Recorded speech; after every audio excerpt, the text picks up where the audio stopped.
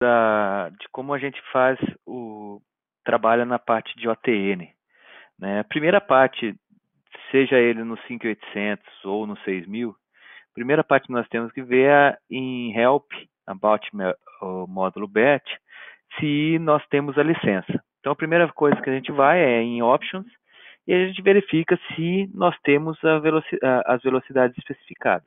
Então, no nosso caso aqui, eu tenho o CT-OTU2, que ele suporta o OTU2 simplesmente na velocidade de 10.7 e o OTU2E, que é em cima do Ethernet. Então eu consigo encapsular o Ethernet no campo do payload do OTN. Uma vez que eu tenho a licença, eu tenho que vir em Setup, Select Test, vir em OTN e aí selecionar a velocidade que eu quero trabalhar, ou seja, ele em OTU2 ou OTU2E. Sendo que, por exemplo, em OTU2 eu tenho a possibilidade de colocar no campo de payload uma taxa de erro de bit ou encapsular no payload um STM64 ou então um ODU1, ou seja, na taxa de 2.5 GB. E na parte de OTU2E, tanto na velocidade de 11.05 como na de 11.1, eu posso trabalhar em camada 1, taxa de erro em camada 1, ou encapsular um Ethernet dentro de um OTN. Então vamos fazer primeiro a parte do do OTU2. Então eu vou selecionar Bulk Batch e Terminate. Como vocês podem observar, eu já carreguei, então eu vou aparecer aqui na tela principal, onde geralmente eu tenho que ligar o alarme para você verificar. Nesse caso nosso, a gente fez um book, ou seja, um bear, um loop. Então, automaticamente, ele já está, de certa forma, fazendo a medição da taxa de erro de bit, onde eu posso escolher os padrões que eu quero medir de taxa de erro de bit. Além disso, eu tenho a estrutura do sinal, então eu estou jogando um 10 a 23 no OTU2 e aí transmitindo na parte ótica e, consequentemente, estou recebendo. Posso também trabalhar na parte de delay, de você medir o delay. E quando eu coloco o OTN, eu também posso trabalhar no cabeçalho. Então eu posso vir aqui, eu tenho a parte de interface, que é onde eu vejo a SFP, a XFP, e vou na parte de OTN, é onde eu consigo trabalhar com as interfaces. Então eu posso desligar ou ligar a parte de FEC, posso trabalhar com o mapeamento, no nosso caso aqui ele não está trabalhando, posso trabalhar com os traces, do SM, o SAP, o DAP, eu posso alterar esses valores para verificar se ele vai reconhecer, posso trabalhar com o trace de PM e toda a parte do tandem.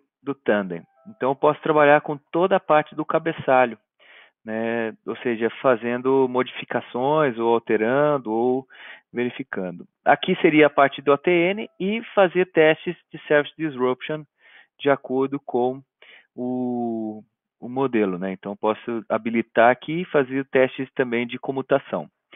Um ponto importante é que nessa versão aqui não tem, teríamos que atualizar, que é o OTN. Aqui ele tem o OTN Overhead, que ele vai abrir o meu OTN Overhead, onde eu posso também manusear de acordo com o que eu quero, o overhead assim na parte dos bits. E nesse daqui não tem, mas a gente pode ter um OTN Check, que é uma nova versão dos MTS, que ele possui, ele tem a possibilidade de você criar como se fosse uma RFC para o OTN.